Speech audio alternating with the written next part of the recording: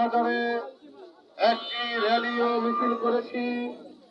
আমরা এই মিছিলের মাধ্যমে আগামীকাল সমাবেশে যোগদান করে সমাবেশ সফলভাবে সম্পন্ন করতে চাই।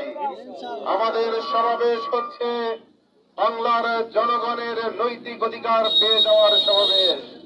আগামী সমাবেশের মূল প্রতিপাদ্য বিষয় হল জুলাই জাতীয় সনদের বাস্তবায়ন এবং সেই বাস্তবায়নের লক্ষ্যে আদেশ জারি করতে হবে।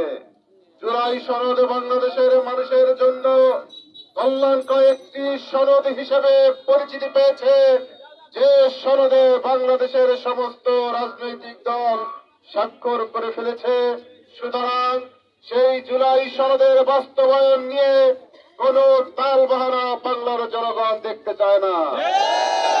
আগামী জাতীয় সংসদ নির্বাচনের পূর্বেই যে জুলাই সনদে স্বাক্ষর করেছে, এই জুলাই সনদের বাস্তবায়নের জন্য আদেশ জারি করার জন্য অনতিবিলম্বে বাংলাদেশে একটি গণভোটের ব্যবস্থা করতে হবে।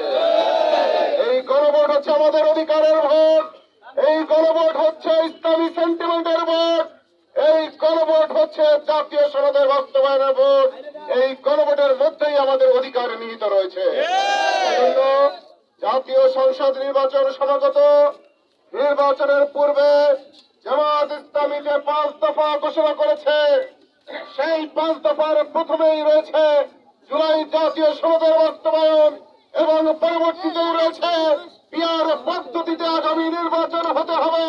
আর পরেই রয়েছে আগামী জাতীয় সংসদ নির্বাচন নিরপেক্ষ করার জন্য, নির্দলীয় করার জন্য, নির্ভয়ে ভোট দেওয়ার জন্য লেভেল প্লেইং ফিল্ড বাংলাদেশে করতে হবে। বাংলাদেশের মানুষ 15 বছর ধরে বসে দিতে পারে না, তাদের বুকের মধ্যে ভোট দেওয়ার আকুতি রয়েছে। সেই ভোট দেওয়ার ক্ষেত্রে কোন ধরনের তালবাহানা যদি সমাজের কেউ করতে চায়, তাদেরকে কিন্তু আর দলের জনগণ অবশ্যই গ্রহণ করবে না, জনগণ গ্রহণ করবে না। আমরা আস্তে আস্তে নির্বাচনের দিকে ধাবিত হচ্ছি। সেই নির্বাচনটি ফেয়ার করার জন্য, চুক্তিপূর্ণ করার জন্য, আইনগতভাবে মর্যাদা দেওয়ার জন্য অবশ্যই গণভোটের মাধ্যমে জাতীয় সনদের আইনগত ভিত্তি রচনা করতে হবে।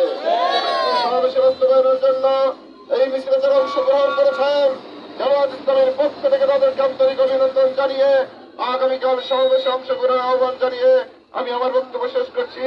বাংলাদেশের জিন্দাবাদ, জামাত ইসলামী জিন্দাবাদ।